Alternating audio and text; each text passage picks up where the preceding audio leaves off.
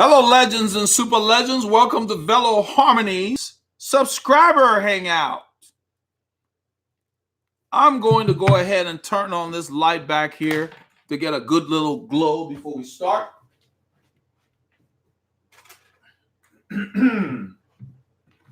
Before we begin, I want to thank all the supporters of the channel. Particularly, we got some new supporters on Patreon. We got Joaquin, I think it's Fernandez or Hernandez. Fernandez, Joaquin Fernandez. I believe he's from the land down under. Of course, you guys know about Christopher Roxbury and so forth. Once these new guys, what they do is they pledge on Patreon, and yesterday they were processed. So all the successful people that were processed successfully, they will get their rewards now because each tier has rewards. And so I just wanted to give a shout out to let them know that rewards will be coming to get discounts and different things they have access to effective immediately. There were some that did not get processed successfully, so they're kind of like in limbo. Let's see here. So we got Joaquin, and then there was a new person called Elite Zuniga. Welcome to the fold. You are a super legend. So I will send you your discount code by email. So I want to start before we get full blown. There was another guy that was talking about tall and big. And so I did some research, and he sent me his numbers and so forth. But the biggest thing was that he could wear XX in, like Rafa. I don't know about Castelli. But what I wanted to let people know is that if you're having trouble finding clothes to fit you, contact us through the website under our cycling consulting services and sign up, and we'll get you set up with some vendors. Some of them even do custom stuff pretty reasonably. Okay, for tall and big. There are some called Aerotech Designs and different things that I've researched, and they will be able to get stuff off the shelf from them as well. Let's see here. Cycling T Holmes. Hey, afternoon, Cycling T Holmes. Let's see here. Frisbane, our super legend, our super chat. Another supporter of the channel. Happy New Year to the general and all the legends. I know you don't like Zwift, but boy, is it cool. Yeah, well, if it works for you, great for you. I've got other plans for my money. Not to give it to Zwift. Let's see here. As a gift for 2019, look out for the IPO when it comes, because this is the future. I think he meant future. I don't do IPOs. Let's see here. Mensur. Hi to all and Happy New Year. Happy New Year to you, Mensur. Ron Tyner. Happy New Year, Ron.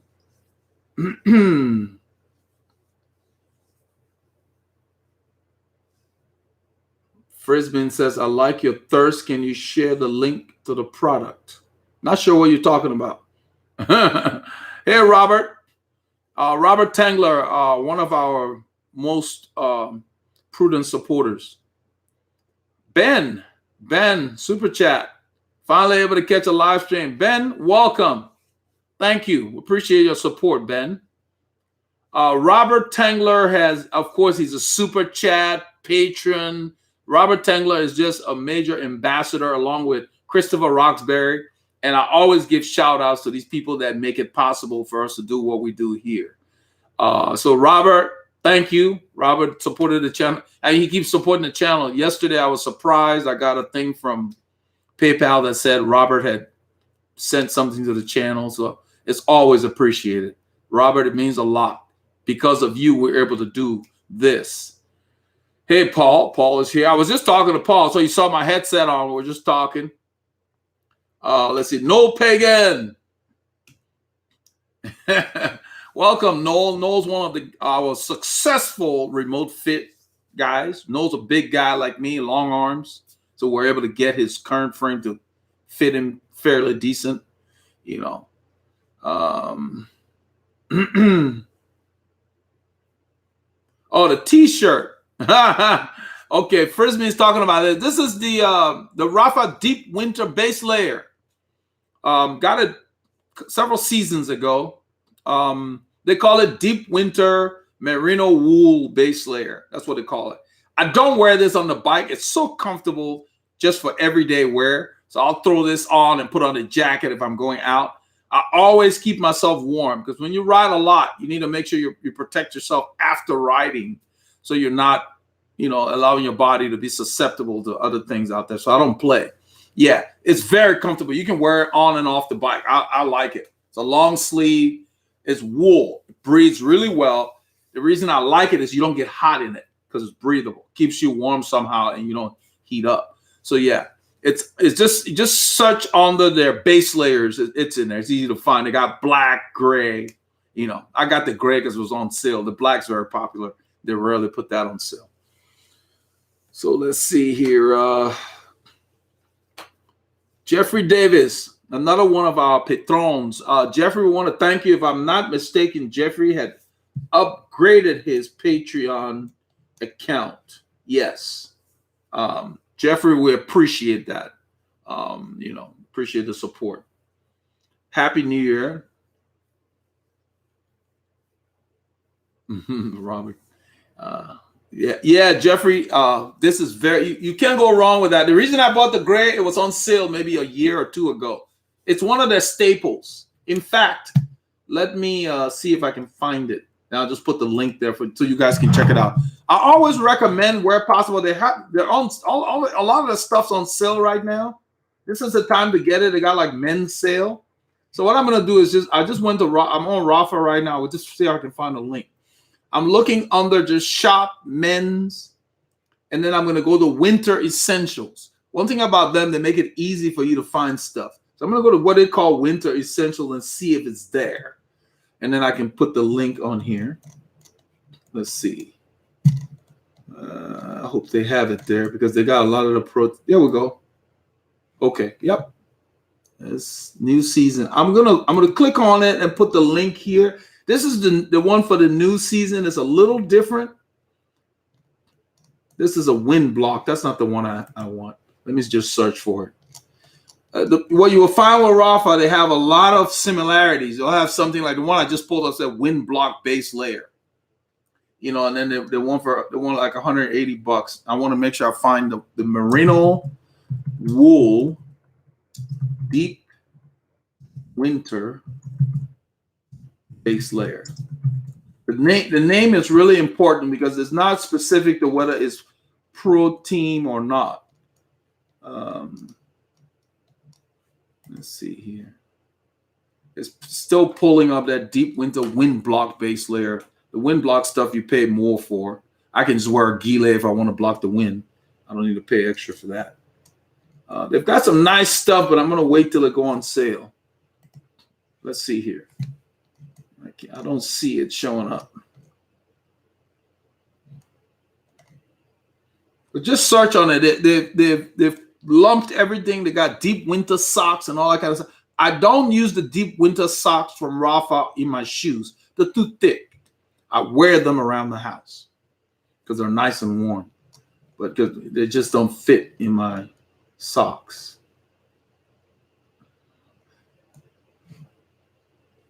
I think I found it. You guys might be in luck. It looks like it's on sale. So, all right, here we go.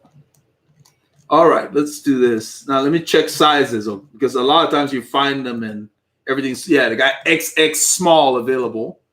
That means everybody's bought all the sizes. They're all sold out. But I will at least just put the link here so you can see it, and I'm sure they'll stock up. They call it Winter Base Layer LS, whatever that means. They've changed the name. Let me just take this link here, copy, and put it here. This will at least start you, but go out there and check out. They got every year they change them. This is 2 seasons old, but it's still there, and they might give it a different name. But it has a neck, and you can pull that up when it's cold to cover your face. That's what we do. So it's definitely cycling specific, but it's so nice that I wear it around the house. I've got this in black as well. So I just put the link to just start there and kind of look around. If you look at all the winter stuff and you can search, I like to just go and kind of keep up with what's going on. But they've had a pretty good sale. I just bought something I will do a review on a reflective overshoe that they have. It's water resistant, but I bought it more for the reflectivity. It's all silver, and when light hits it, the entire overshoe is like a beacon. They have a picture of it. And when I do the review, I will actually do it in a dark room so you can see that. So that's coming. I just ordered that this morning. It's on sale. All right, let's see here. Okay, Jeffrey Davis says, made it. Training for my first century in March with a good friend. It's on. Well, good. You know, just ride consistently. You don't need to ride 5 hours a day. Just ride consistently, and on the weekend, throw in a long ride. Okay. Charlie Hughes, some big Ks in over the festive period. Yep. How do you keep your form up without reaching a fatigue state? Okay, those Ks that we did had built-in rests. If you look, I tried to do it on Strava, just kind of give people some hints. I had some easy rides. I had some recuperative rides. And then we had some rides where we really gave it stick. And that's not just for increasing the miles. That's what I do all year. You have to build in rest periods. And before I started, I took 2 weeks off, 2 rest weeks, meaning I rode, but every other day, easy. And I think the week before, I probably took like 4 or 5 days off just to rest. So I rested before I started. So make sure that when you train, you're not riding hard every day. That's the key. You know, that's how you avoid reaching a fatigue state.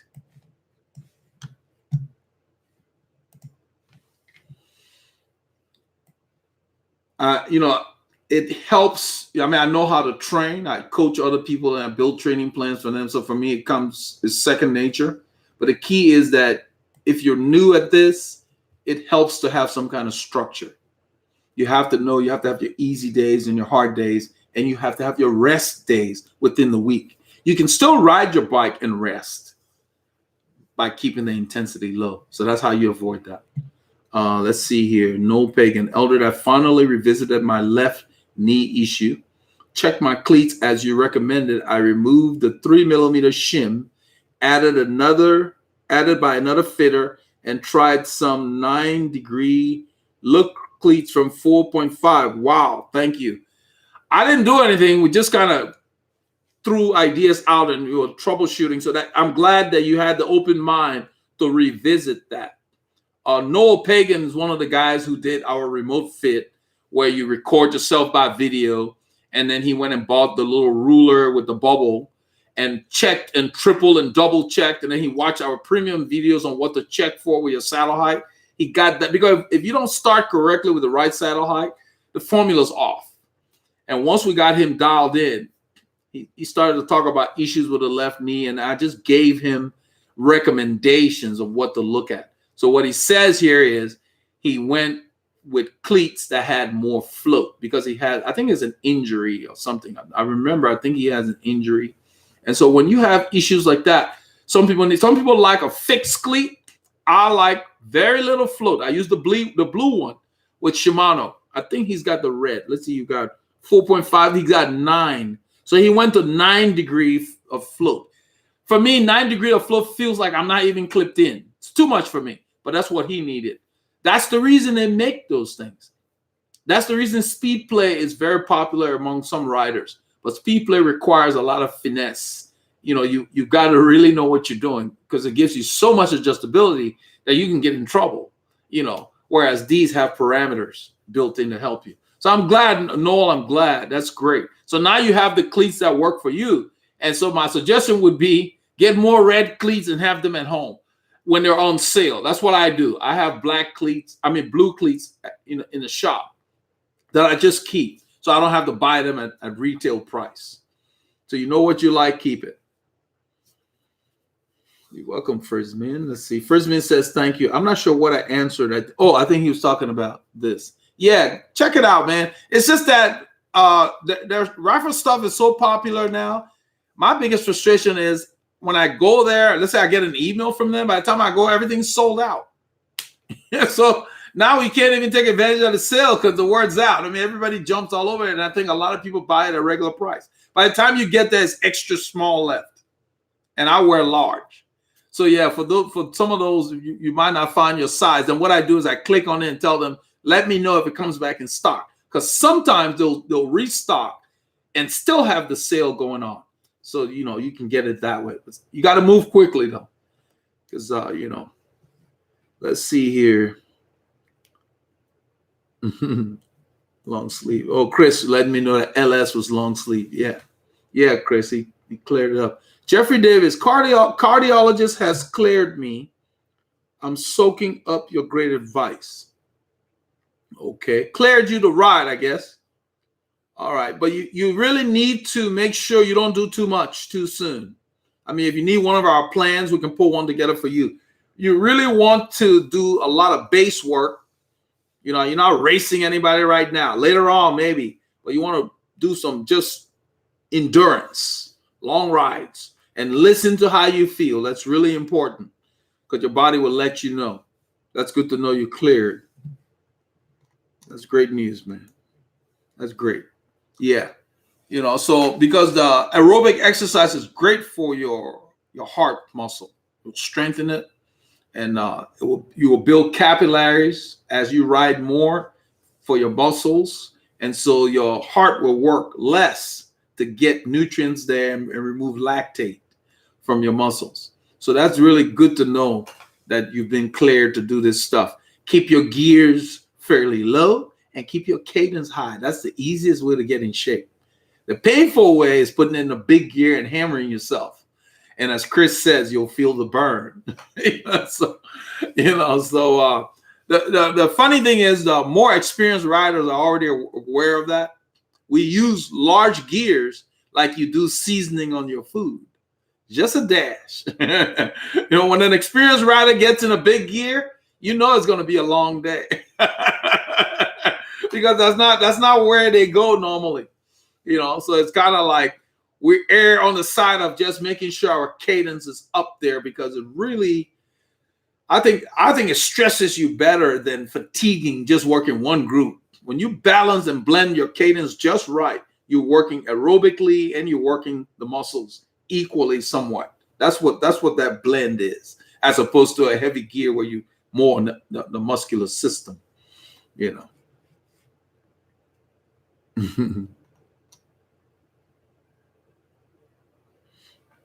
Yeah, Chris is asking what our goals are for this year. I think I mentioned, I guess it was maybe the premiere.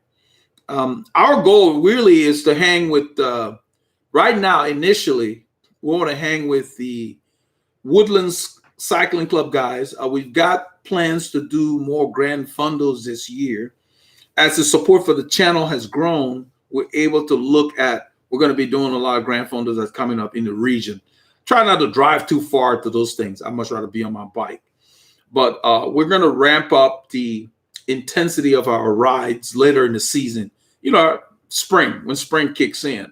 But even now, riding with these guys, the speeds are there. But our goal really is to make sure we have enough variety in terms of the kind of riding we do and making sure that we keep educating people through our group rides.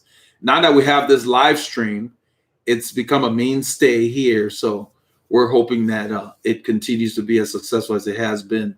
And with all you guys here, all you super legends and super chatters and so forth, it's something that I like doing. I think it's really good. But I think our focus really will be more riding this year. We already started getting ready for the Festive 500. I'm kind of hooked. I rode today and it was cold. It was like 42 is probably like 5 or 6 C, and it was raining, but it still didn't stop me. I had everything perfect. Only my shoe covers could not keep the water out. By the third hour, my feet were wet, and wet feet, cold, it just doesn't go too well. So I did a little over 3 hours. And so I'm doing some research. That's one of the things I was talking with Paul about. Research on waterproof socks.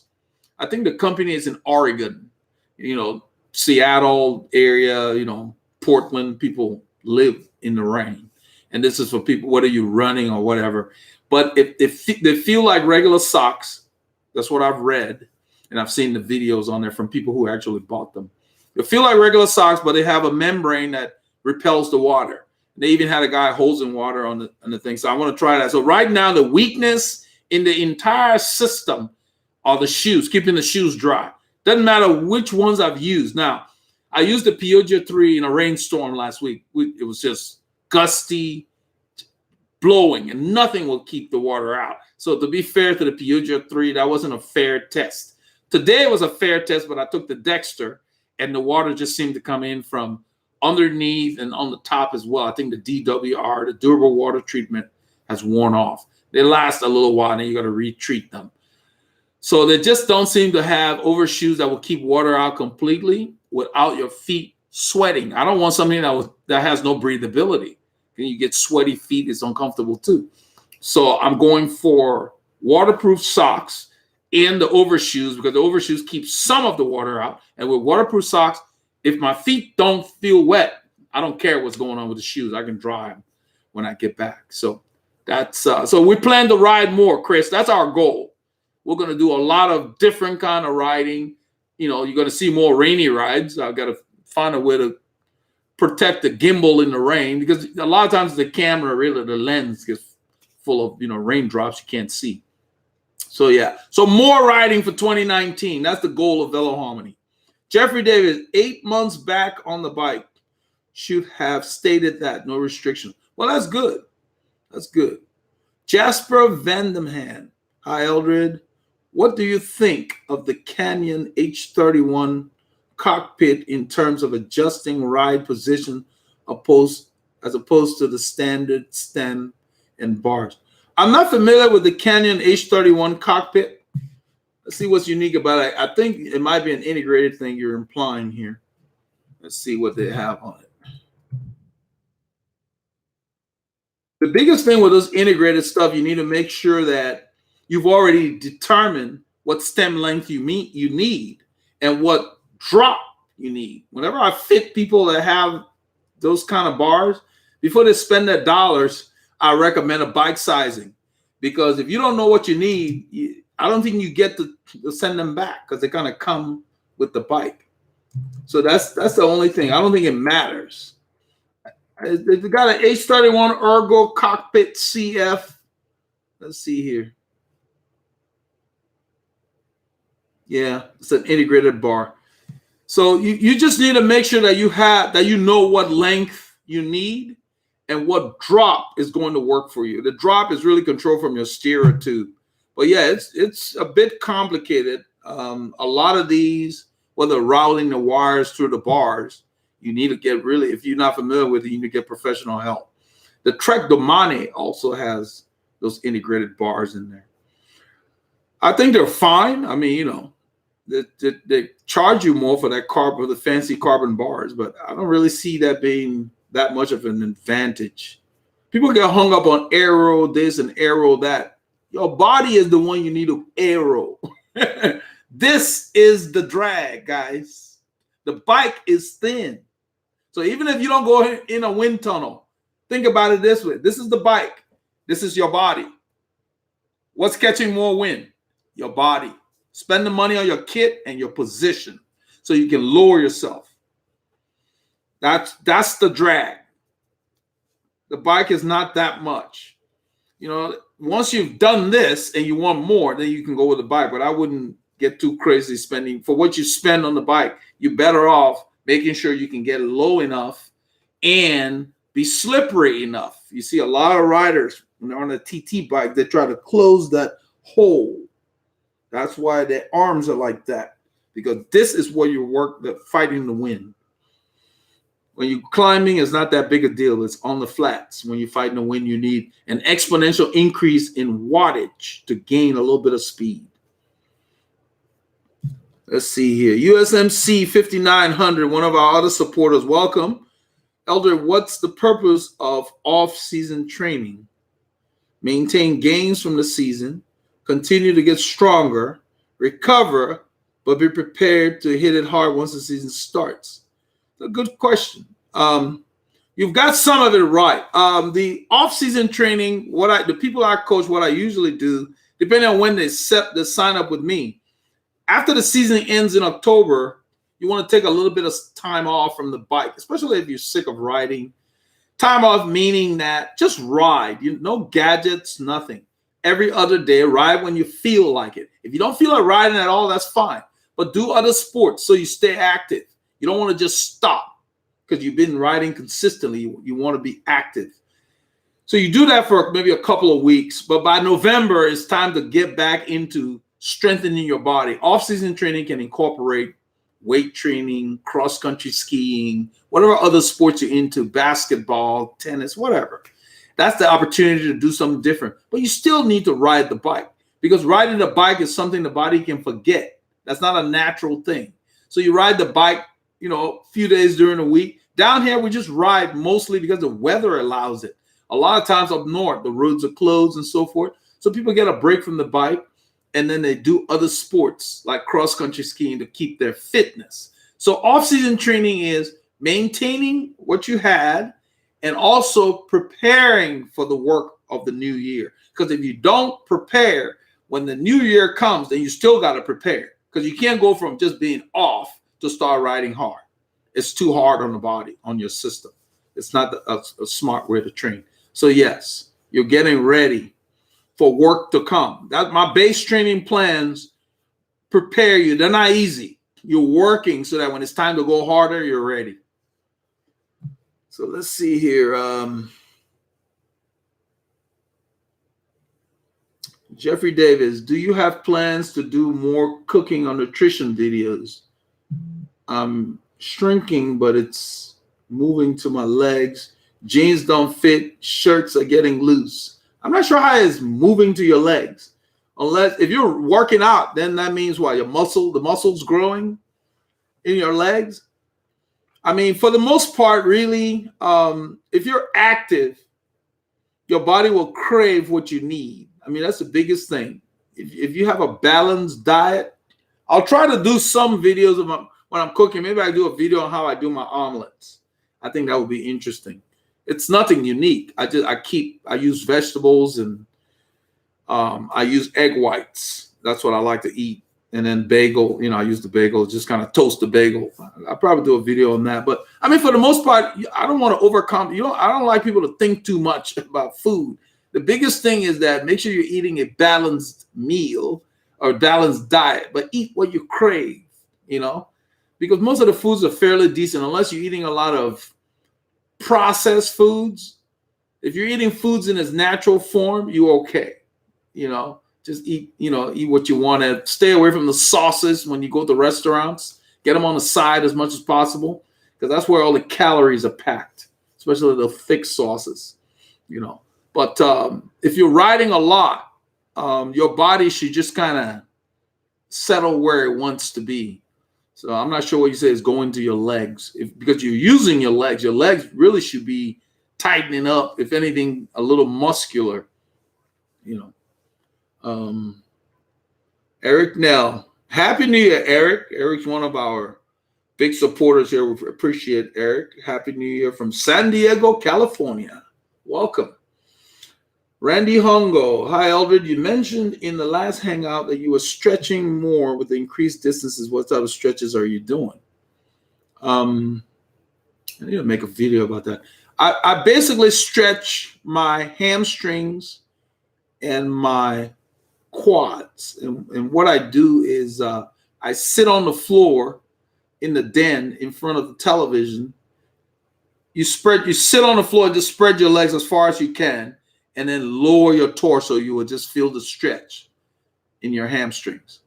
It's not a competition. You just lower your body slowly to where you feel that stretch and you hold it. It's actually very relaxing, And then the other stretch I do is I make an L, sit on the floor with an L. One leg this way, one leg bent with the lower part of my leg behind me. And then I lower the upper part of my body that way. That stretches the quadricep of that leg that's bent in an L-shaped format.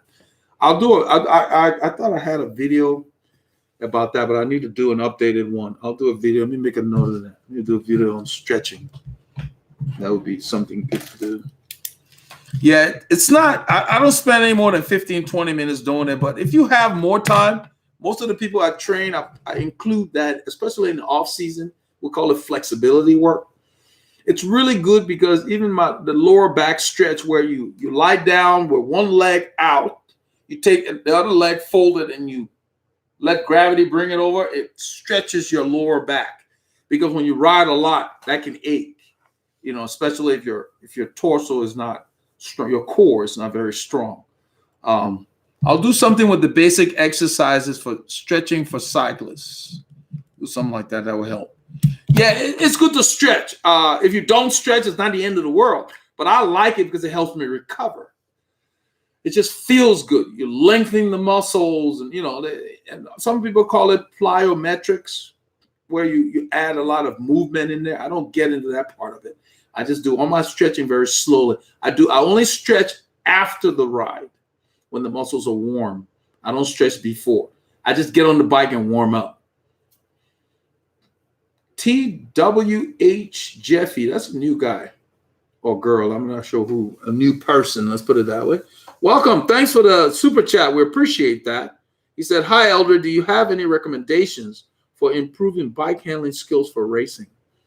And should it be obvious when there are separate lines in a group versus starting to infringe or overlap? Google Chrome. Let's see. There are two things before I answer your question. The first thing I'm going to recommend you do, since I think you're new here, I haven't seen that name before. On the channel, we have a playlist called Group Ride Cycling. If you go on the channel page, you will see the last ride we loaded, what we're riding with the fast group. There's a lot in the narration of all those group rides. I will talk about some of that before I get into answering your question. Now, improving your bike handling skills for racing. It's no different than just riding with other riders. Because when you race, you're riding with other riders. And what happens is, in a race, the speeds are faster and so forth. But you learn that from just riding and knowing, first of all, you don't want to overlap unnecessarily. You never want to overlap, especially with people you don't know. Now, but it's going to vary in a group ride or a race, depending on the conditions or who you're riding with. There's sometimes you get an agreement, out of necessity. If there's a lot of wind from the side and there's a breakaway, the guys in a breakaway work together to stay away. So they overlap on purpose.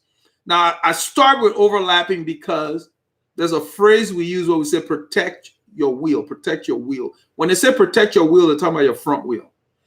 The rear wheel, somebody hitting your rear wheel is not going to cause you to go down.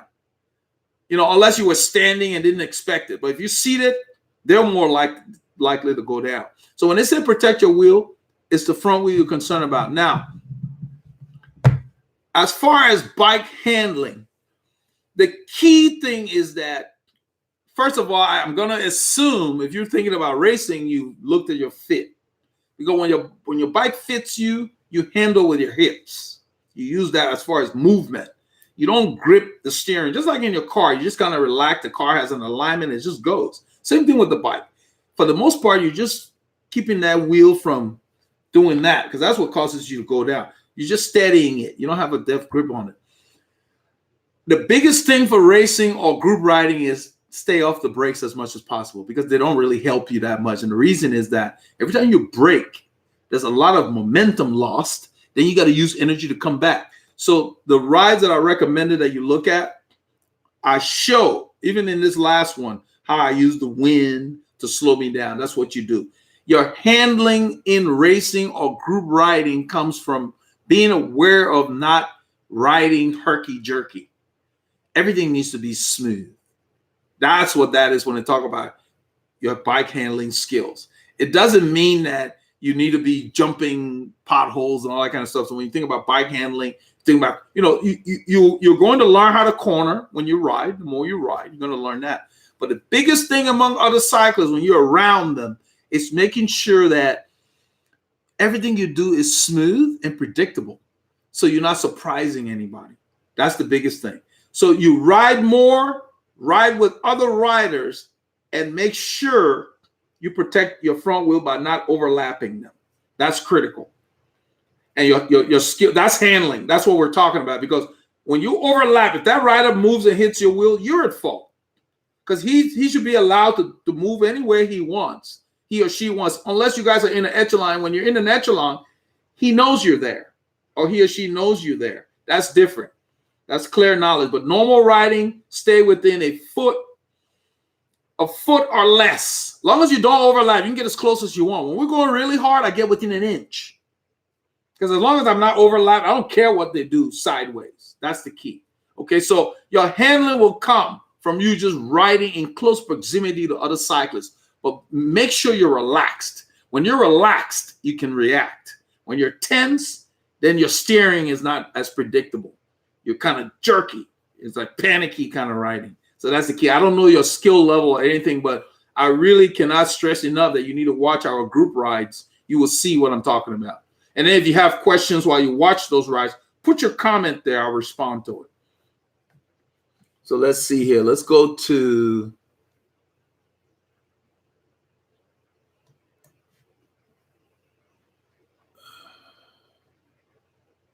because I went to the super chat. Here we go. This is Noel. Noel said, hey guys, recommend using Veloharmony bike size and service when looking for a new bike. I got my specs during my remote bike fit. I know what bike frame will work now. Yes. When Noel bought his, I don't know if that was part of the package deal, or I don't know what was going on at the time. We may have had a special, and I think he got a bike sizing with it. I believe Chris Roxbury got a bike sizing. The reason why you want to get a bike size, and especially now, they don't make that many sizes anymore. They're going like small, medium, large, especially on the carbon manufacturers. So you need to know what seat tube, what angle will work for you, whether the bike will fit you. Because my biggest thing when I do remote fits, or even the local fits, when somebody's bringing their bike here for a fit, the first question I ask them is, what are your measurements? Because I don't know if the bike can be fitted to them until they show up. Because I measure them and then I go look at the frame that they bought. Because a lot of people buy their frame first and then they come for a fit. And I've had a few people where, I didn't want the guy to go out and buy a new bike. He came all the way from Louisiana because he was tired of going places. He said they sold him a bike that was too big for him at the bike shop, which just bothered me because they should know that. He had this much seat post sticking up. You can't even put it on a stand.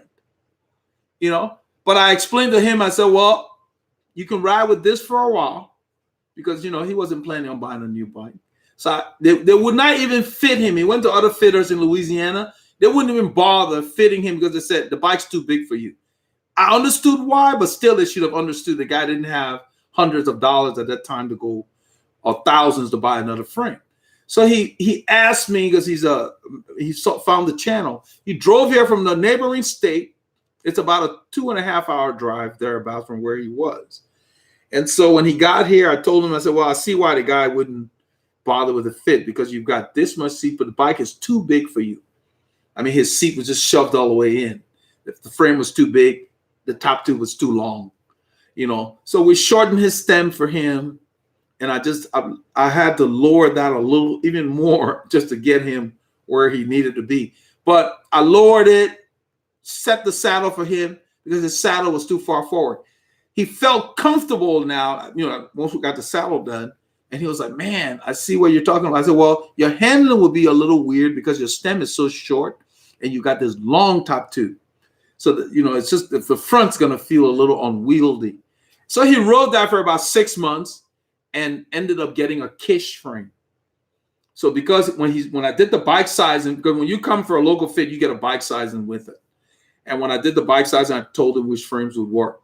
And so he had seen my Kish frame through the channel.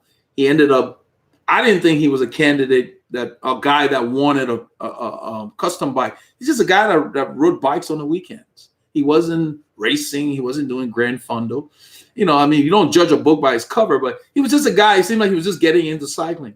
And it's always good to not always prejudge people, because I was very surprised when he called and said he wanted a Kish, because I wouldn't have made him a candidate for it. He wasn't that into it, but because of the fit I did, he started riding that unwieldy bike more, and he started losing weight and started feeling better. Then he signed up for my coaching, and I was like, Well, he just wanted to lose weight. And we got a bunch of people that just want to lose weight. And the funny thing, you start losing weight and getting fitter, and then they're like, oh, it goes together. That's why I tried to tell him. Losing weight, getting fitter, goes together. So he ended up now, he rides as much as all of us do. And he was a guy that was just riding the bike on the weekend. So needless to say, because of his fit, now he's a more serious cyclist. He's got a Kish titanium frame. He brought it back. We dialed him in. Because even though I sized the bike for him, he still needed the saddle set once he got the bike. So he rode it for a while, like a month. And then he drove down here. He bought an S&P saddle. It's a big guy, He's probably like 220 or something like that. Big guy. And a big guy in terms of, let's see, I'm 106 in the chest. He's probably 120 in the chest. He's a 3X guy, double X, triple X guy. Big guy, looked like a linebacker. And he just fell in love with it. And now he's cycling just religiously, So you never really know how these things can impact people's lives. And so what they did at the shop could have turned him off. But he liked it enough to seek out in a different state someone like me to help him. So that's why I see this channel being an avenue to just having people avoid some of the stuff. So even people that are not local, I try to let them know what to ask if they're going to go with somebody local in their area, questions to ask and so forth. So yeah, it's a good thing to do. If you need to know, don't depend on the people in the bike shop to tell you, because you never know. They may just be selling you what's on the shelf. So know what you need before you go there. Let's see. Cal Cycling. He said, I love your videos. Cam Nichols mentioned your video on carbon versus. Yeah, I remember. I know Cam. Yeah, he asked me to do that. He did a little snippet of one of my videos. He said, aluminum versus titanium bikes. Would you ever consider opening a bike shop? I probably would, but I don't know how I would swing it. I wouldn't have the time to sit there all the time. I got too many things going on that keep me away. Yeah, I guess I would. It would be something cool. I could incorporate the studio in it, and that could work. But yeah, because I don't know if you heard my story about the bike shop. I don't want to get into it right now. Try to get bikes from my daughters, and the bike shop's out of their minds. It's kind of like going to buy a Corolla and they want to sell you a Ferrari because that's all they have. Yeah, the bike shops are crazy. They're closing left and right, and I see why, because they're turning off a bunch of people. They're pigeonholing you into expensive bikes as opposed to giving you more choices based on where you are and what you want to spend. So, so the internet is helping other people out, so people are gravitating there. I'm considering getting a 2019 BMC team machine. This is Cal Cycling, and the geometry chart shows that I would be in between a large or an XL. I don't know what you should get because I don't know your size. There's no way I can tell you what to get. What I suggest you do, if you're going to spend that kind of money, that's what this guy just said. What was it? Noel Pagan just said. He took advantage of our bike sizing thing. I think you need to sign up for the bike sizing. All the requirements are there. You'll fill out the form and send me your numbers. I will put it in our system here, and we'll let you know what size will work for you. And then I will actually look, because it lets you pick 2 models that you're considering. And I will look at the manufacturer and look at their angles and make sure you can get your saddle on that bike, because I believe you're a tall guy. So you need to be careful about the seat angle, because some of them don't go back far enough for us tall folks. So if it's too aggressive, you won't be able to get that saddle back enough. So be careful. So yeah, so invest in a bike sizing on our website, and I'll tell you which size will work for you, if it will at all. If it won't, I will let you know as well. But put about 2 models in there. We ask you which models you're considering, and then we ask you for your measurements and everything, and then we calculate what will work for you based on your measurements. We ask you for your femur length and all of that. And we tell you how to measure them, just in case you don't know. It's on there. So go to the website on the cycling services for bike sizing. You will see that. I believe it's just under cycling services on a bike fit. I think it's just under cycling services. Let's see here. Philip McGladdery. He said, hey, hope to see you out on FM 1468. 1468? Oh, is it 1486? I think I know what you're talking about, but I think I've got it. Let's see here. Let me go to Strava. I know what you're talking about. That's where we hang out. Philip. Philip must be local. One of the local riders out there. There was a road, I think it's 1486, Philip. Unless I got it wrong. That's that Chip Seal Road. That's the one we did this weekend. We went to Mount Moriah. I think it's 1486. I think it's 1486, Philip. Let's see. Mill Route. Yeah, let me pull it up. Final wrap up. That was Saturday. I'm on Strava looking at the route that I believe we did. That's the one we did 200 kilometers. Yeah, Philip just confirmed it. Inside 610 Loop, Houston. 1486, you're right. Yeah, I know it's 1486. Yeah, I hope to see you out there. Hey, better yet, Philip, if you go to our website, I'm going to update the events on veloharmony.com. There's a calendar. The dates are in green where we'll be riding. And there's a route. If you click on it, you will see a map from where the ride will start. So you can definitely join us, man. We take all levels of riders. You can just sit in if you're not feeling great. Nobody's required, but it's fun group. Yeah, I will just go there. I think I haven't done January yet. I think it ends for December. But every week, where we're riding shows up there. And we head out to the Woodlands from Northampton. Yeah, so Philip is in the city. He said inside 610 Loop. Philip is in the city of the area, 610 Loop, the Heights, Galleria.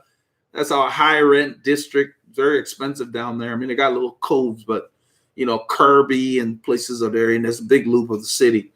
That's the area where I went to pick up my daughter's car. That took forever. It's very congested in the afternoons.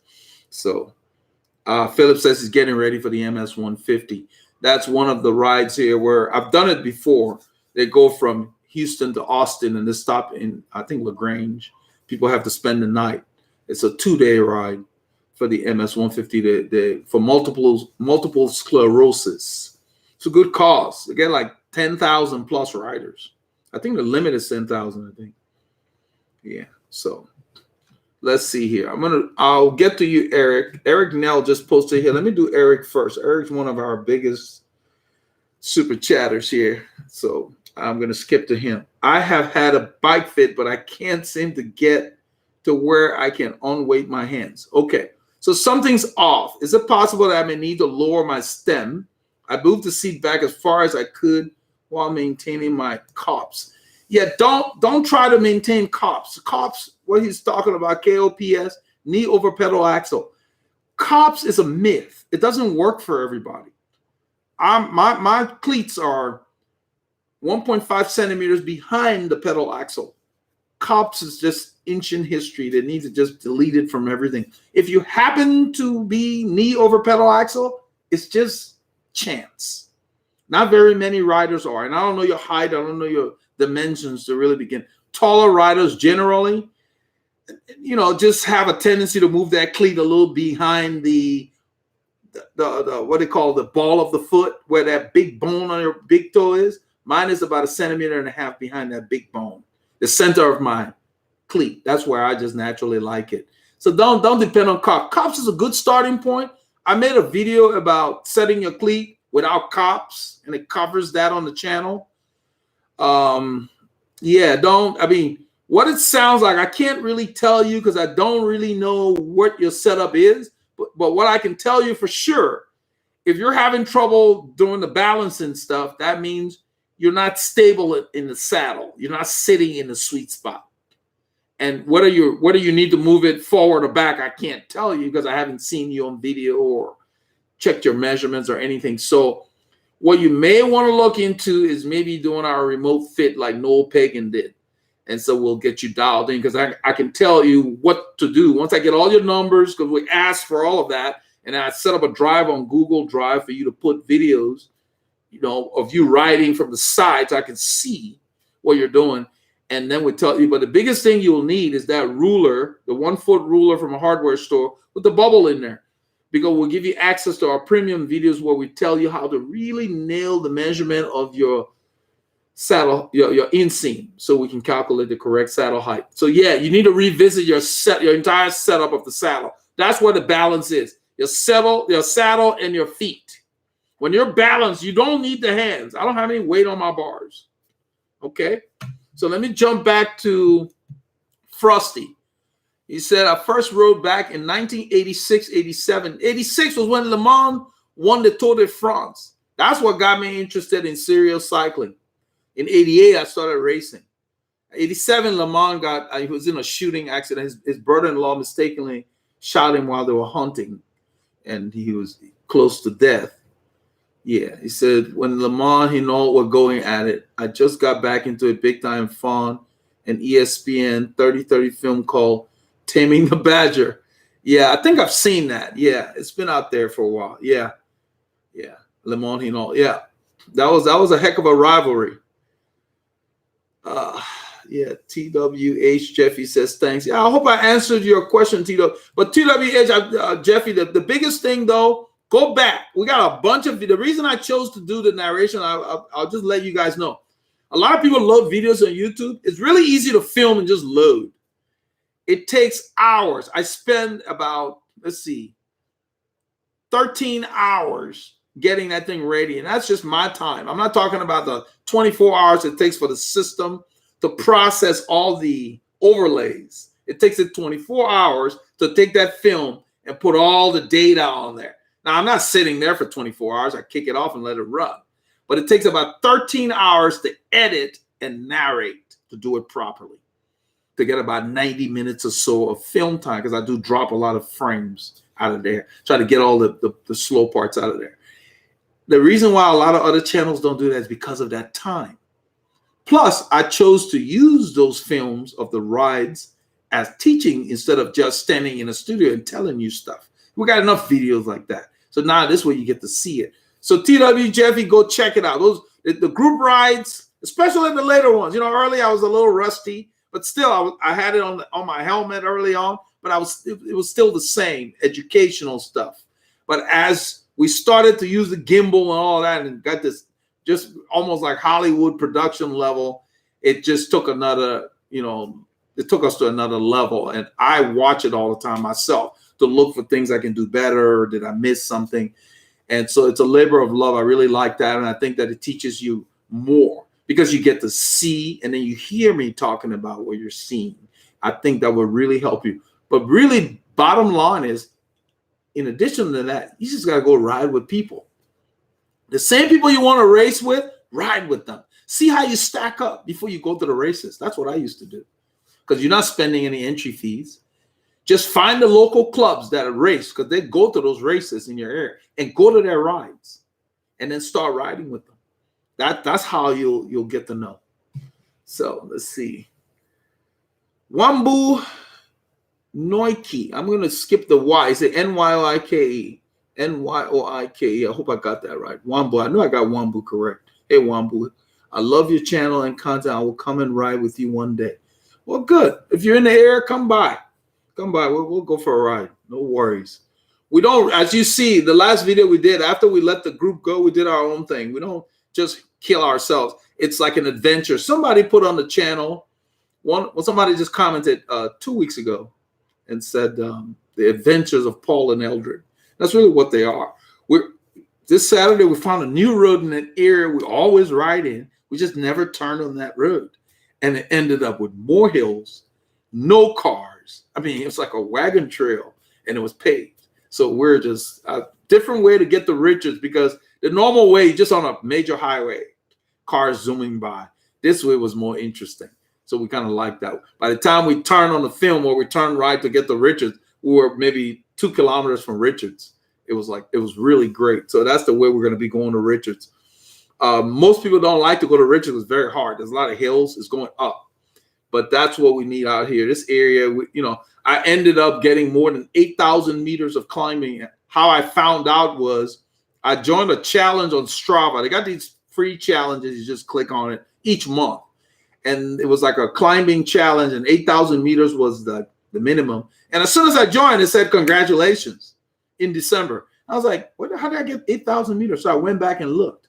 And so we may not have the longest climb, but we have so many rollers of 4 to 6% that I had more than 8,000 meters of climbing just going out in the areas that we go in, like Mount Moriah and stuff. I mean, I could tell it was a workout. You get out there, you haven't recovered from the last one. That's another hill. And so that's kind of cool. So that's what we like about it here. So come ride with us. We'll welcome you. It's fun. Let's see here. 21E. Hi, brother. How you doing? Frisman 78. Frosty, did you mean Slaying the Badger? Oh, okay. You're talking to Frosty. So this is John Leon. Yeah, John Leon's from New Zealand. So happy New Year 2019 to you. Happy New Year to you and your family, man. It's been a beautiful holiday. It's been great. We got a lot of rain here. It doesn't rain this much, so it's blowing my mind. My yard is like a swamp. I can't walk in the grass. It's just been raining so frequently. I just left the mud guards on the Colnago because it was there, and that's what I've been riding. And I put a shower cap on my helmet today because when it's below 50 and it's raining, I cover the helmet. I don't want my head to get wet. I still wear my woolen cap underneath the helmet, but I cover the helmet and it just works. You got to be careful with that if you use the shower cap. Don't wear very warm headgear because then there's no ventilation. But it really kept the rain off my head. And when it's cold like that, you don't want to be wet. So I was not wet at all, just my feet. Hence, I'm researching some waterproof socks because none of these overshoes seem to do the trick. So I just want to keep my feet dry and then I'll be fine. I don't care about the shoes. So tomorrow it's supposed to rain again. So it's great. So we're heading out. The rest of the guys who are like sugar that won't melt, they're not. Nobody was riding. I went out. I was like, oh, I'm definitely getting more in. So on Saturday, it's supposed to be sunny. And they're going to come out. This is the stuff I talk about all the time. They haven't been riding because it's been raining. They'll come out on Saturday and want to act like heroes. Then they want you to wait on them when they get dropped. So they don't know how to stay consistent. That's the thing. Everybody, they don't want to get rain gear, but it rains a lot now. The weather patterns are changing. This is getting to be like Portland, Oregon. I love the rain. It wasn't heavy. There was no storm, just light drizzle, all morning. It's supposed to rain all day into tomorrow. I was like, great. It was great riding. No cars were bothering me. People don't like to go out when it rains. Roads are clear. And then they give you a wide berth when they pass. So even more so when it's dry. So I love it. I love everything about riding in the rain. And with those mud guards, I was completely dry. Just my feet. It's because of the overshoes. So the water just gets in there. The overshoe got wet. I had a Dexter on. Tomorrow I would try the Peogia, trying to see which one does better. But I haven't been able to find a pair of overshoes that will keep my feet completely dry. And that's because of the breathability and then the cleat area where the water gets under the overshoe, gets on your shoe. And, our shoes are made to have mesh ventilation for the summer. So the water gets in there. And before you know it, your feet are damp. And in the cold, it just doesn't. So I did 3 hours, a little over 3 hours, and that was it. That was good for today. So let's see here. One simple question from Munez Goro. If you're doing indoor trainer, how often should you lube your chain? Somebody asked that before. I don't think it matters whether you're in or out. You lube your chain when it's noisy. Just doesn't matter. You'll probably go longer than the road, but it's hard to tell you how often. Just do it when it's noisy. Most of the time, that's how I do mine. Because usually in the summer, every 10 hours, I try to lube the chain. But when you hear that thing getting noisy, put a lube. The lube's cheap. Lube each link, not in between. You don't need to put too much lube, just a drop. If it's dirty, wipe it off. Whatever you see will catch dust. You don't need to see it. All right. The same as outside riding, Muniz, you'll notice the sound change. Yeah, that's what Jeffrey.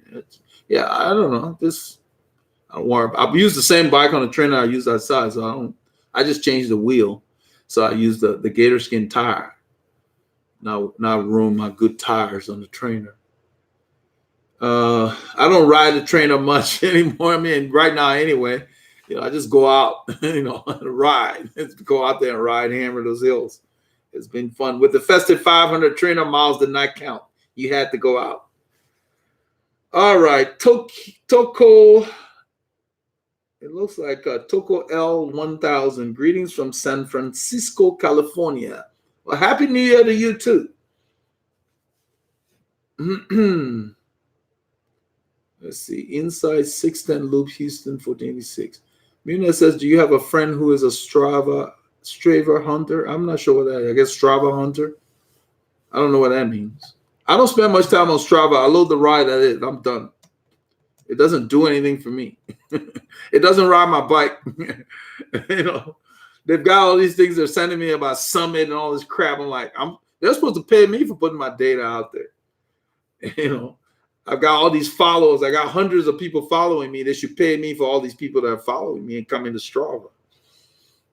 I don't have time for that. I have my own data software. I use Golden Cheetah for my analysis. I look at it maybe once a week on Golden Cheetah to see if there are any significant changes. The people I coach, we look at their stuff in 6-week blocks. That's when you can see good changes for those who have stayed consistent with the plan. You know, because I tell the guys, I'm going to give you a plan. If you don't follow it, you're not going to get the improvement. I can't ride the bike for you. I can give you a plan. And depending on how close they come, then we can progress the plan. If they're not able to do this plan, they're going to stay here at this level. There's no point in getting into a harder level. They haven't done this because it doesn't help them. So let's see.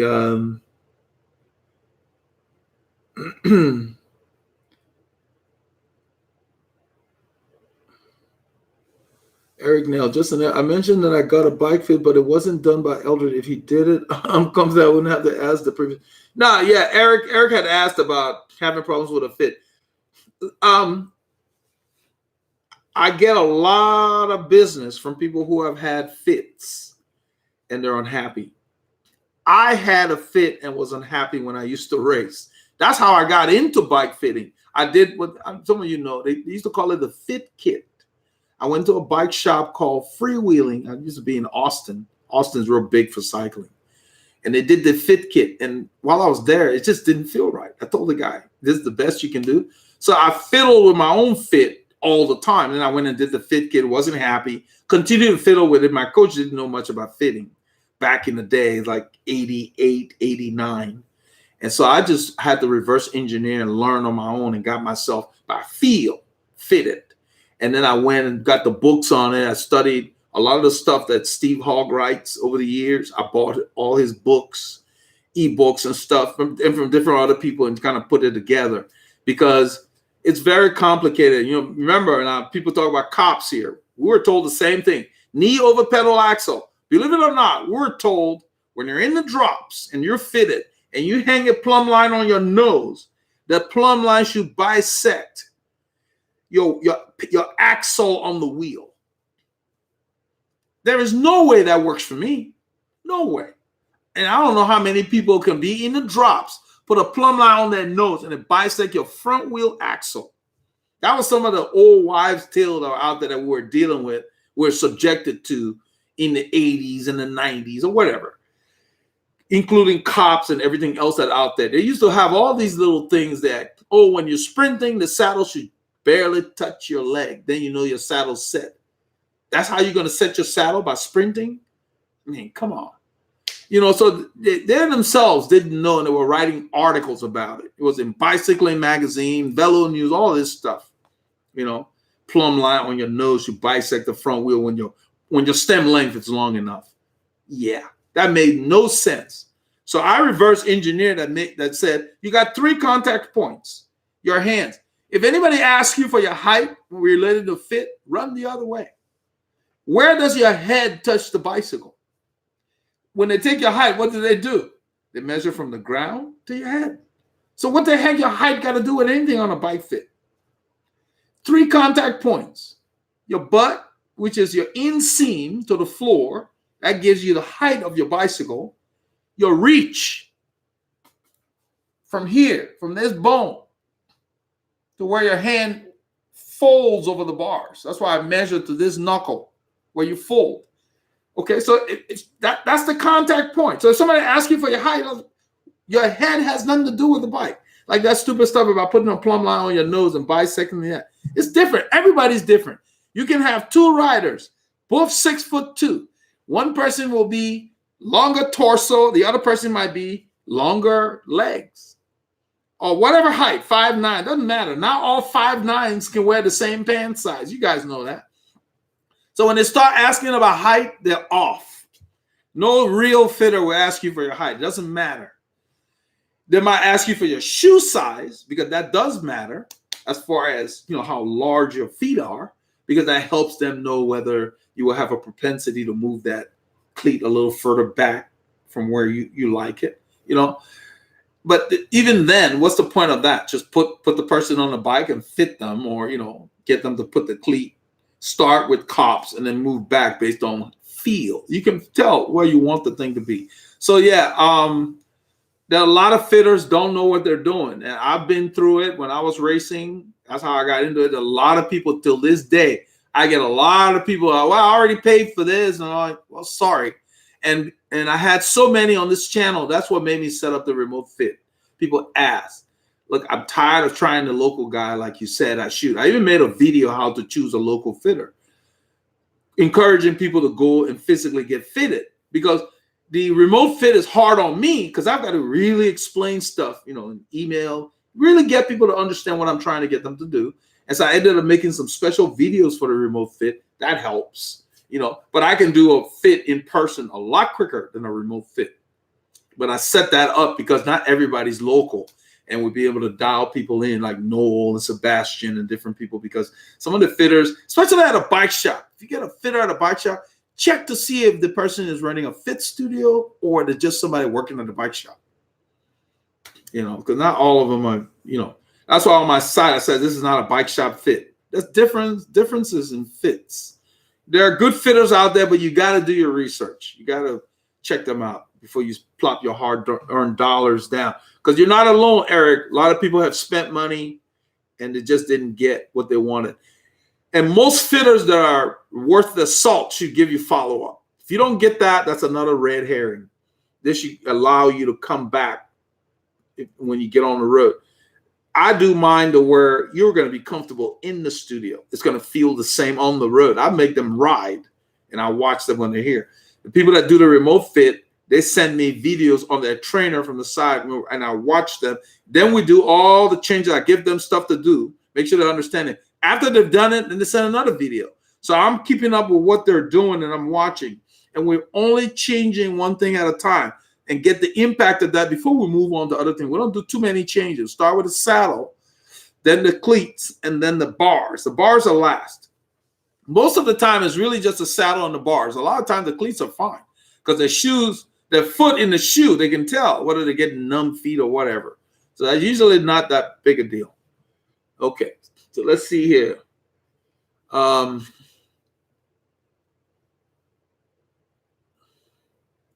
Muna says, if you're descending, which position should you be in? I think you mean position on the bike.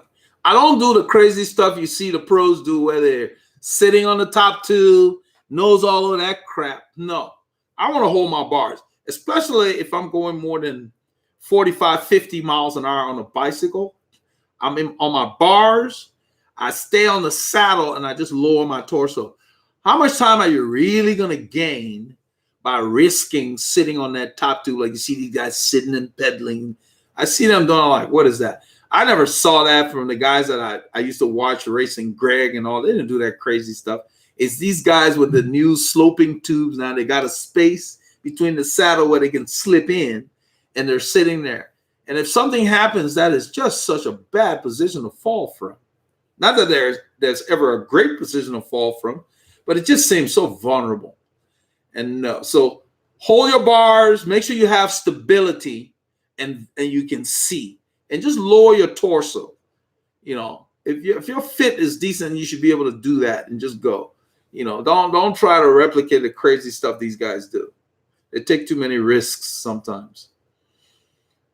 Just be in the drops wherever possible, especially if you're around other riders, and then give them more room as you go faster. You will see, even the pros, when they're descending, they're not right on each other. They leave room. All right.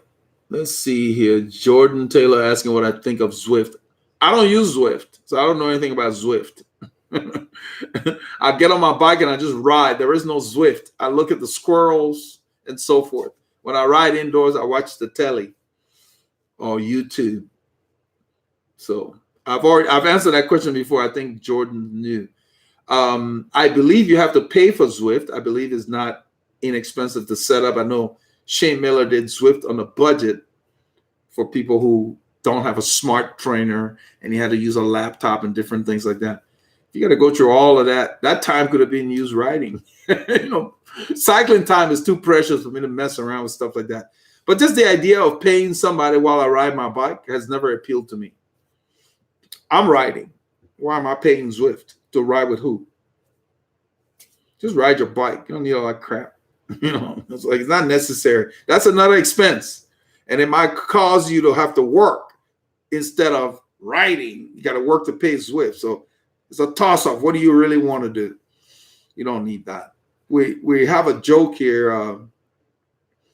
I got the cycling time is precious from Mo 2 or 3 weeks ago. He said that we're riding. And I kind of immediately knew what he meant, because you only have 24 hours in a day. Most of us have other things to do. I have work to do, other stuff. I got the live feed.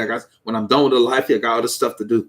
That's why I go out early in the morning in the rain. That's when I have the appointment with my bike. By the time I get back, my family's getting up. With the holiday like it is, the kids are out of school. So I got back like 11, and I was in the house. My daughters were just getting up. The teenage daughters upstairs. So the house was just staring, and I was done riding. It was as if to say I didn't go anywhere. So that's perfect. Now I could do the live feed and go into other things that I have to do. If I tried to not meet my appointment with the bike, I'd miss my ride, because I can't go in the afternoon. There's too many other things to do. And a lot of you guys, some people work to where you start work, so you're on shift work. Start work at noon. So yeah, you ride in the morning, then go to work. You can't not work. So yeah, it's the same thing. That's why I get all the rain gear and the cold weather gear and all that stuff, so I can keep my morning appointment regardless of the time of the year. Now, coming back to Zwift. If for some reason it was lightning and thundering and I had to get on the trainer, I would turn on one of these videos that I make and critique what we did. What can we do better? What can we do differently? Or just simply watch one of the rides without paying anybody. What are you getting out of Zwift? Are they giving you a training program or something that you're paying for? The guys that sign up with me, they're working. I give them stuff to work. They're getting value. So I don't know what. I've never tried it. I've never had a desire to, I don't like things like that, because it just ends up being another thing you're going to add to your list of bills. So, let's see here. Based on your video, Phraseman, I got the Race Blade Pro mud guards. I need new paintwork protection film that came with it. I need new for a second bike. Oh, okay. Yeah, helicopter tape is the same thing. That's just another name. It's like a colloquial name for it. There are many companies that sell it. If you go on Google and just say paint protection film, you will have a company called Expel. That's where I get mine. They're right here in San Antonio. You order it, the next day it's here. I get them in bulk. I get the sheets and I cut them to fit. And so it's a better deal than buying the pre-cut stuff. Expel, XPEL.com. They're in San Antonio. You can get it there. I don't know if other people sell them in bulk. I like Expel because I can get just sheets of it. I cover the main tubes of my bike with that stuff. You can't even see it. They're on my bikes. I cover the paint. And so when we're riding and somebody flicks a rock, chances are I won't nick my paint. So all the painted surfaces on all my frames have that film on it. I buy them in bulk and I wrap the tubes before I build the bike and cut them to fit with a blade. And you got to get the bubbles out. You got to go. Yeah, you can get that. If that's a helicopter tape will work. That's what we did.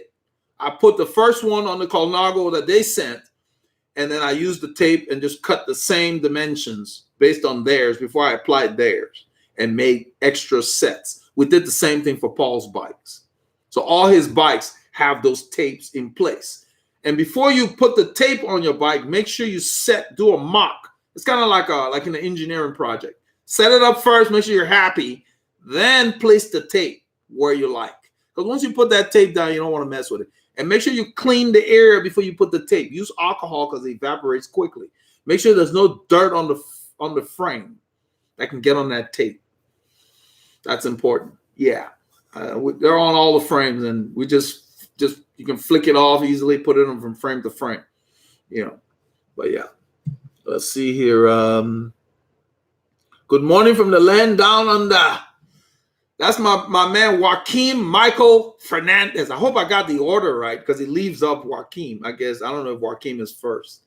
Sorry, just got up. Happy New Year, Michael. Juan Serrano.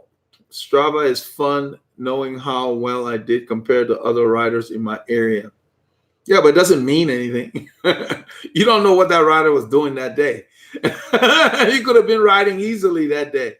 You can't get too hung up on Strava. You want to know how well you're doing against another rider? Show up at a race. Everybody's paying. They're there to race. That's when it matters. Okay, let's see. Cycling T Homes. Any bike shop fit I've gotten after purchasing a new bike, they always tell you to put your hands on the hoods and say the handlebar should be blocking your view of the front hump. Yeah, that's that old wives' tale, man. Please, nah. They need to. It has to be more scientific. I mean, it's really simple. This is your reach. They've got to sort that out. That's what you need. That's why they can't figure out which stem you need. So you come in there guessing. You're stuck with this, that, and the other. No, it needs to be more. We get it down to a science to where when people sign up for a fit, I tell them I need to chat with them. I get their email, whatever, and ask them, can you measure the top two of the frame that you're bringing and give me your reach so I can determine if, based on your top tube on your current bike you're coming to get a fit for, you will need a stem. Because if you'll need a stem, we might as well source it so you don't come. And I don't stock a lot of different stems. I have a few, like the mean size is 12, 13, and so forth. I don't carry too many. And so we try to sort that out. Yeah, if you didn't have a scientific way of doing it, I wouldn't have a process to just let people know. Give me your top tube length, and then give me your measurement of your reach, and I'll tell you if the stem you have on there is going to work. So we have a video on the channel about how to do that, by the way. Let's see. Okay, so that's what a Strava hunter is. I learned something new today. I didn't know that people on Strava looking at other. Yeah, you're wasting your time. If you're out there looking at other people's stuff on Strava, you're really wasting your time. You think about look at it this way. I'll go for a ride for maybe 3 miles. I might go hard, and the rest of the time I'll sit up and enjoy the scenery or whatever. So if you're looking at average speed and all this, you're just wasting your time because that day maybe the wind was favorable or not. What matters is when you're there in that event at that effort. That's what matters. That's the reason why you can have a wheel right there and you can't close it. That's what matters. It's not the overall stuff. Average speed might as well be thrown out the window. It means nothing. And you don't know what the purpose of that person's ride was. So Strava doesn't tell you a whole lot. It's not, I like that it's there because the people I coach, I can see some of their work that they're doing. I even have people on Garmin Connect that I coach that I can look at some of their stuff. I don't look at everything. I go back and glance to see what they're doing. It's nice to have, and that's just to look at the work they're doing. I'm not comparing. It doesn't mean anything. Really, you can't go by that. You really can't. It's those moments that matter. You can do a whole ride, be comfortable, come to one hill and get dropped. That's what I mean. It's the moments that matter. It's not the whole thing. So, all right, let's see here. What are good carbon wheels priced around 700 to 2K that would work for my weight? 250 plus or minus pounds. I can't tell you that. I mean, you would have to. A lot of the wheels will tell you whether they have a maximum weight or not. you're just going to have to shop. Literally, if you typed what you just put here on Google, you'd get a hit, because it's got to be a bunch of people doing that. That's what you should do. Cut and paste what you typed in here on Google, because a lot of the manufacturers do have a weight limit for their wheels, and that will kind of give you an idea.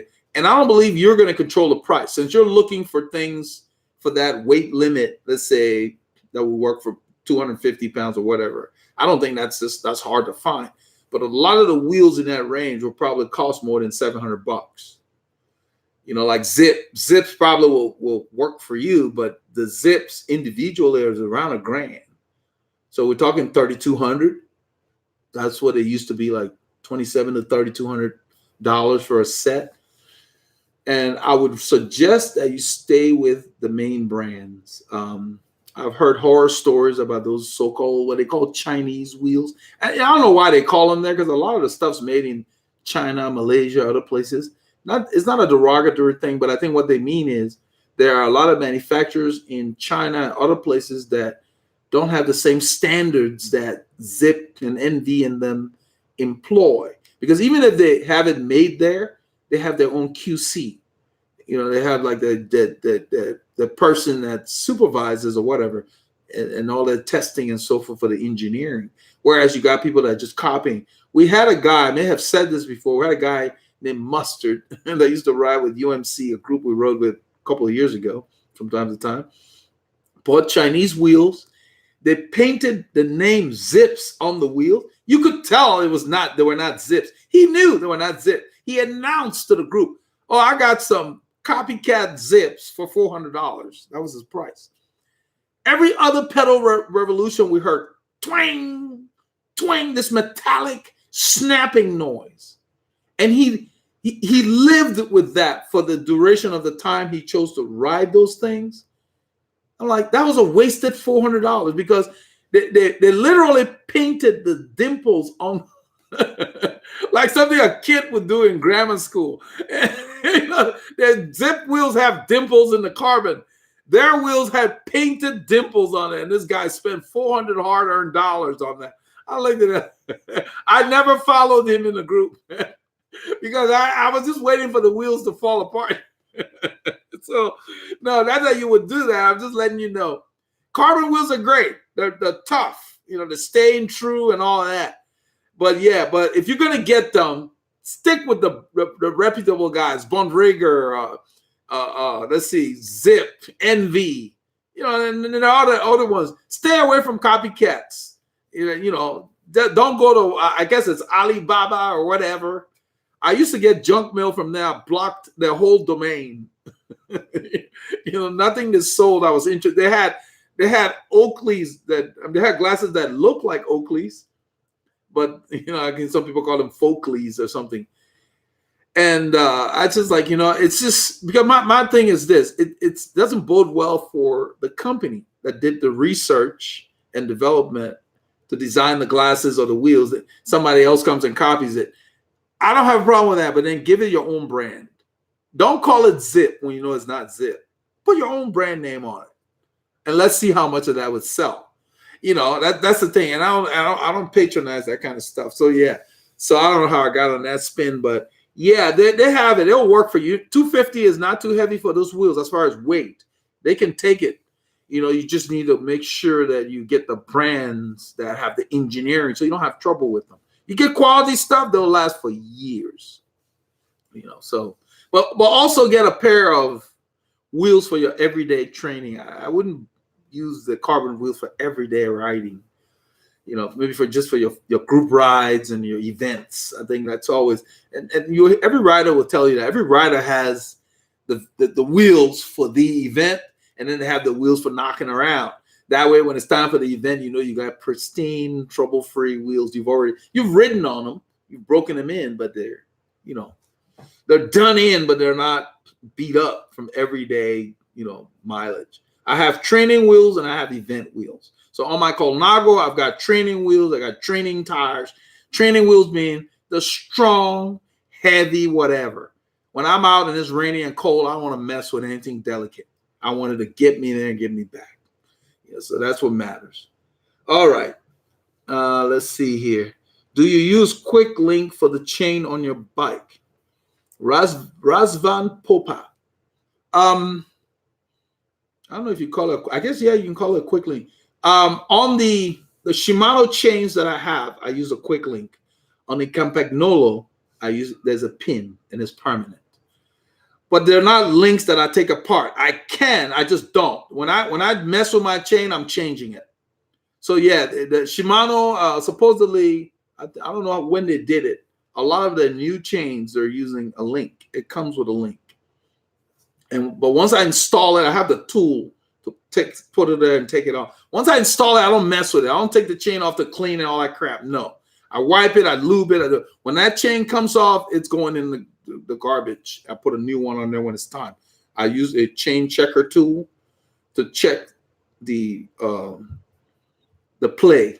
Basically, I guess you can call it stretch. It's just I hate to use that word because you're talking about metal.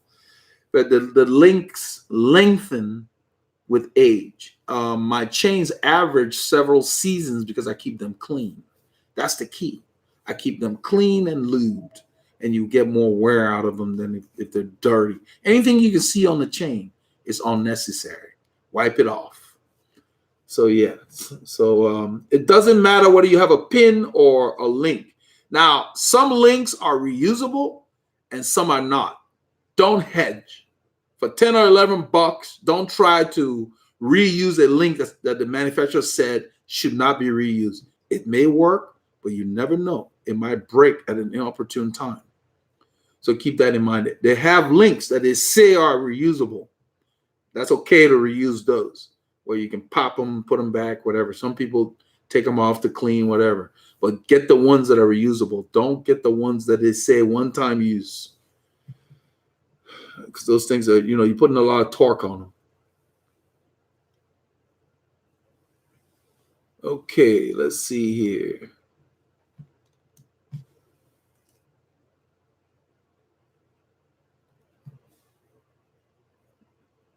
Jeffrey Davis says, thank you for the coincidental tip last live session. I remeasured my feet, and the left is 2 millimeters longer. I adjusted my cleat, and the last bit of knee irritation left. Well, that's good. Oh, that's good. But, a lot of that really, it's kind of cool. I remember talking about my left is longer than my right.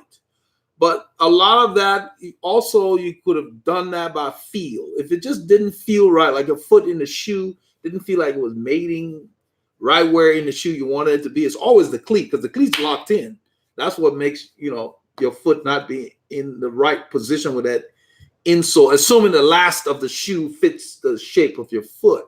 But that's good to know. Yes, the human body is not symmetrical. The bicycle is. So you've got to accommodate the human body by moving things where it should be to fit you. That's the reason why a lot of riders are not fitted correctly. A lot of people expect everything to be the same. Well, I got the right cleat here and this line on the shoe. I'm going to put it in the same line over here. Well, what if those lines on the shoe, when they put them there, weren't in the same spot? You can't do it. Feel. If it doesn't feel right, focus on what your body's telling you. That's what matters. There are rides where I would go and it would strictly be just to work on fit that day, just to see how the bike felt. Your easy rides. Somebody talked about how do you rest with all the increase in mileage. And rest days are built into the week. Yes, that's good to know. All right, let's see here. So Cycling T Home says Zwift does have training programs. Zwift also push people further because you're racing against other people.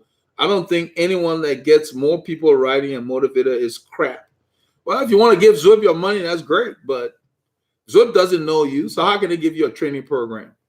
Do they test you to know what your capabilities are, what your threshold is? So you got to be careful. Zwift is not doing anything new. CTS training systems, they have training programs. Train Right has programs and all of that. There's a lot of things out there. I have a guy that I'm coaching. I didn't even reply to his question. I don't care one way or another about these things. I just have to be me. I'm very practical, and things have to really be worth their value. I don't believe in debts. This society in the U.S., everybody's structured into bills. Try buying a car today. See if they tell you what the car costs. They come at you with payments. Why can't they just give you the price of the car? Because everybody's structured into debts. That's my issue. So it's like, why? Why should you work every day and give your money to someone else? Save your money and buy the stuff and you're done. Go on to something else. Then you have more time for you. That's the thing about these monthly things that you got to be careful about. So you have to be very particular about which monthly things you have. You don't need to be structured into everything being monthly. Who came up with that? That's like a new form of enslavement.